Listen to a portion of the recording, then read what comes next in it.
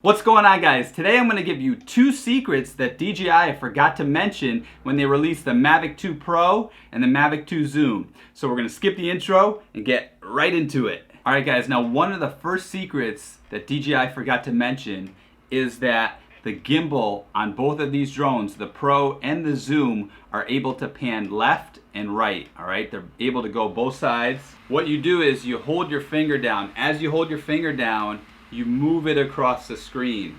You see how the gimbal's moving? One thing to note, on the back of the remote, what you can do is just press this button, okay? And the gimbal will go automatically back to the center. So it's, I believe the C1 button, okay?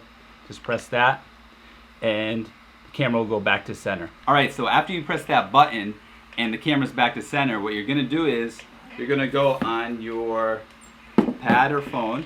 Okay, I'm gonna take my iPad right here. I'm just gonna hold down my finger on the pad and just swipe it over. Okay? See, so I'm moving my gimbal. As I move my gimbal, it moves to the side. It pans from left to right.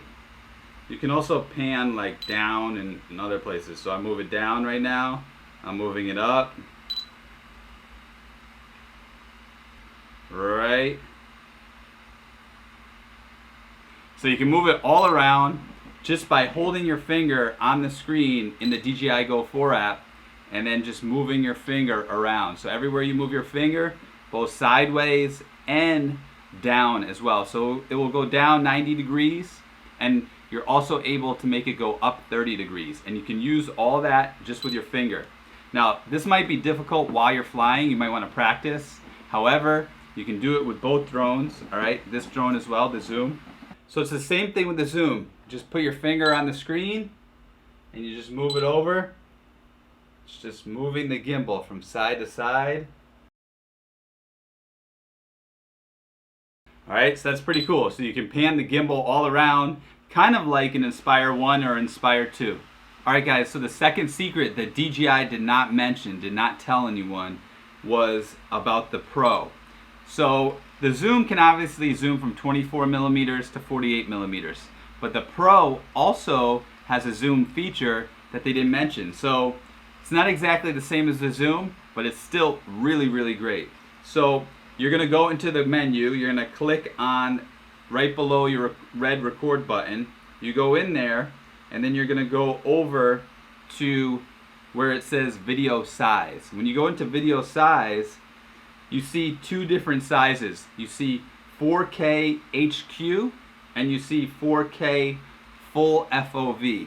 Now 4K full FOV is 28 millimeters. It's exactly what the lens says. However, the 4K HQ is actually zoomed in 2 times. So it's equivalent of about 50 to 56 millimeters.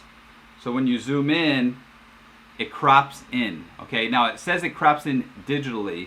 The 4K full FOV is the true 4K. Actually, DJI says that it's about 5K. So it's 28 millimeters and it's 5K, and then the 4K HQ is downsampled. So it's actually a cropped in version. So they say it's about 1.4 times. So instead of 28 millimeters, you're actually seeing about 39 or 40 millimeters, around that. So in my next video where I compare these two drones, I'm going to do a side-by-side test so you can see the difference between 4K full FOV versus 4K HQ.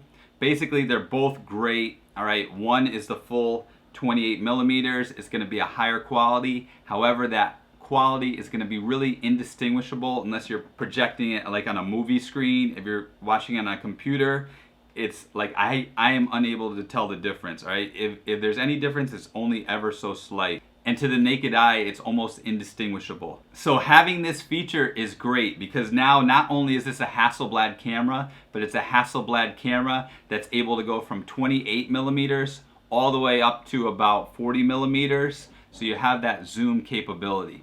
Now, obviously, like the zoom, you're not able to control the distance in between. The zoom, you can get exactly what you want, like 28.1, 28.2, 29, 30, 30.1, 30.5, etc. However, that's like having two prime lenses on one drone. So that means you can fly in the air and you can shoot at 28 millimeters and you can shoot at like 39 and 40 millimeters, and you can switch back and forth while you're flying. So having that ability, I don't know why DJI didn't mention it.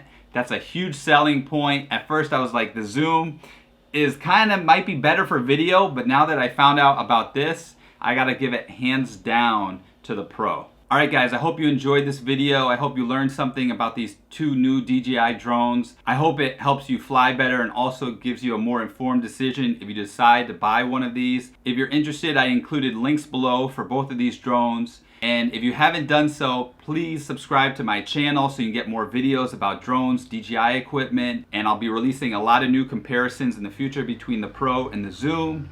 Don't forget to press that like button, tap that bell notification so you can get new videos like this one. And remember guys, siempre pa'lante, nunca para atrás.